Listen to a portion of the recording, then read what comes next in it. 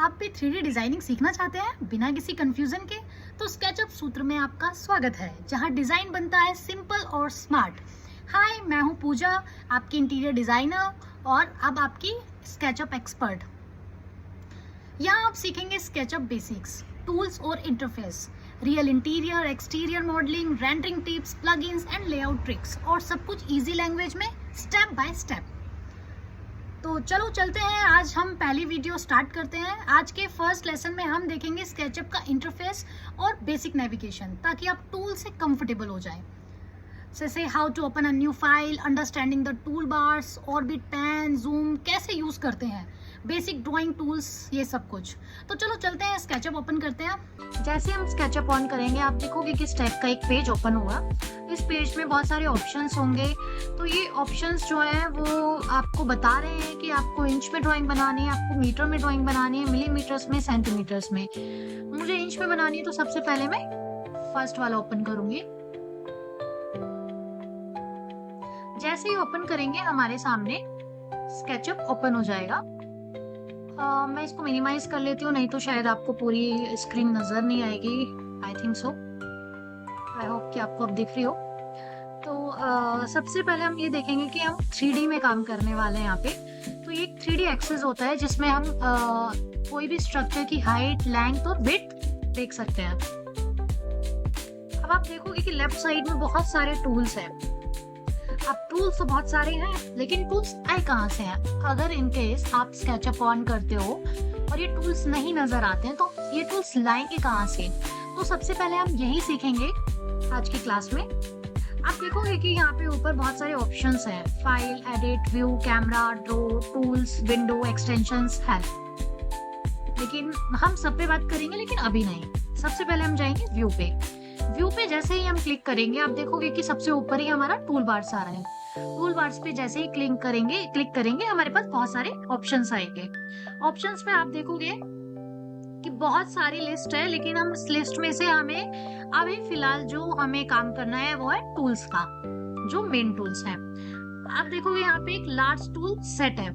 अगर मैं इसको क्लिक कर देती हूँ तो ये आ जाता है, हटा देती हूँ तो देखो लिस्ट पूरी हट गई है।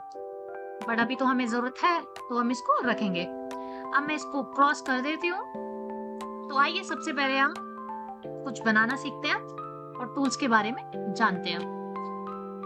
सबसे पहले हम बात करेंगे पेंसिल की। तो पेंसिल तो आपने देखी होगी। जनरली पेंसिल से हम कैसे भी लाइंस ड्रॉ कर सकते हैं, बट हमें ये खिचड़ी नहीं पकानी है, तो हम इसे इरेज कर देंगे। आप देखोगे इरेजर है, जैसे ही हम राइट क्लिक करके इसको सिलेक्ट करेंगे वो पूरा डिलीट हो जाएगा। हम फिर से पेंसिल लेते हैं। पेंसिल से हमें राइट क्लिक करके इसको आगे ले जाना है। आप देखोगे जैसे ही मैं इस लाइन पे ले जा रही हूँ तो ग्रीन दिख रहा है, ग्रीन शो हो रहा है। अगर मैं इसे इधर ले जाती हूँ, ये रेड शो हो रहा है, यानी कि मेंशन कर रहा है कि ये लाइन करेक्ट है। अगर मैं इसे ले जाऊंगी इधर या इधर, यानी कि ग्रीन शो नहीं हो रही है, तो इसका मतलब ये इनकरेक्ट है। अब मुझे जैसे एक बॉक्स बनाना चाहती हूँ मैं, तो मैं बनाऊंगी 20x13 का बॉक्स। तो आप देखोगे कि यहाँ पे आप देख रहे हो, यहाँ पे साइज आ रहा है।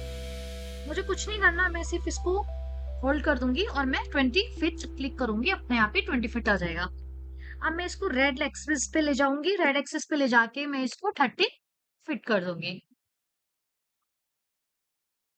उसके बाद फिर 20 फिट किया, फिर मैंने रेड एक्सिस पे ले जाके 13 फिट किया। ये आप देखोगे पूरा बॉक्स रेडी हो गया है। ठीक है, अब हम बात करेंगे रेक्टेंगल की।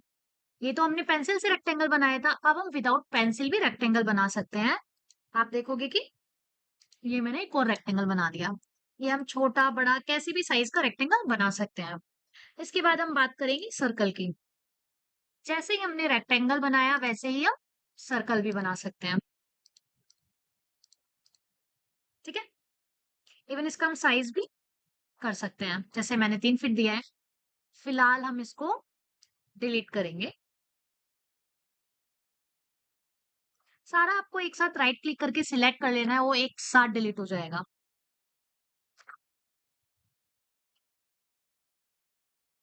इसके बाद आप देखो, मैंने जब इरेजर कर रखा है, तो मैं इसे खाली अब डिलीट कर सकती हूँ। तो यहाँ पे एक है सिलेक्ट टूल। सिलेक्ट टूल पे जब हम क्लिक करेंगे तो कोई भी चीज़ सिलेक्ट हो जाएगी। देखोगे आप? ये खासकर जब यूज़ होगा जब हम रोटेट करेंगे, किसी चीज़ को मूव करेंगे या कुछ भी हम इवन हर जगह ये आपको यूज़ करना होगा।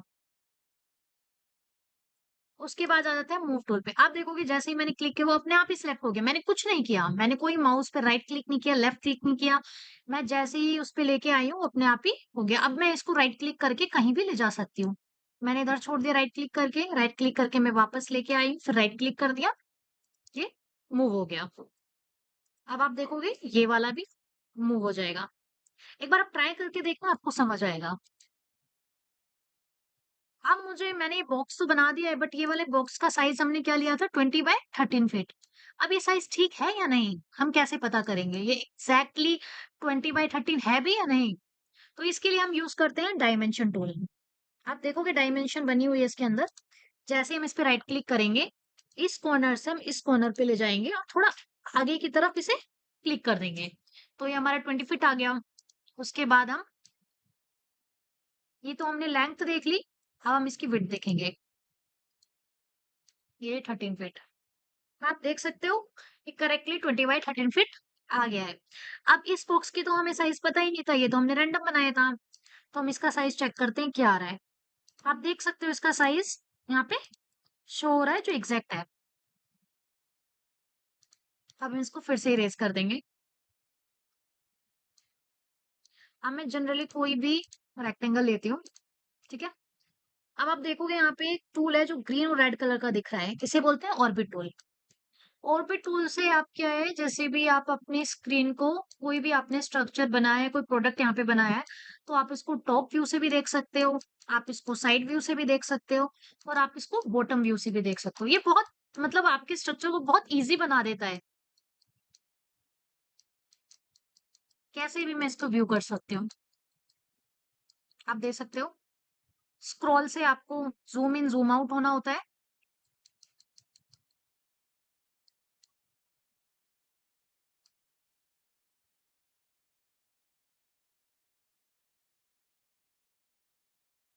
आई थिंक मुझे लगता है कि आज इतने ही टूल्स आपके लिए काफ़ी है। अगर मैं सारे एक साथ टूल्स बता भी दूँगी तो आप बहुत कन्फ्यूज़्ड हो जाओगे।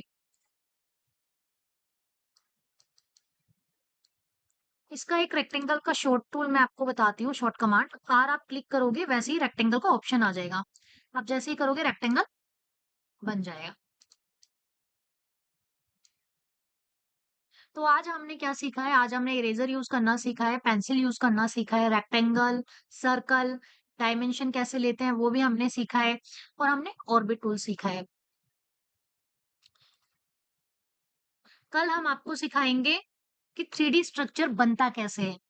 अगर मुझे कोई घर का नक्शा बनाना है, कोई रूम का नक्शा बनाना है, उसकी दीवारें कैसे खड़ी करनी है, उसका स्ट्रक्चर कैसे रेडी होगा, एक मुझे बॉक्स बनाना है, रेक्टेंगल का बॉक्स बनाना है, क्यूब बनाना है, तो वो कैसे बनेगा? इनके बाकी जितने टूल्स हैं हम कैसे यूज़ कर सकते हैं?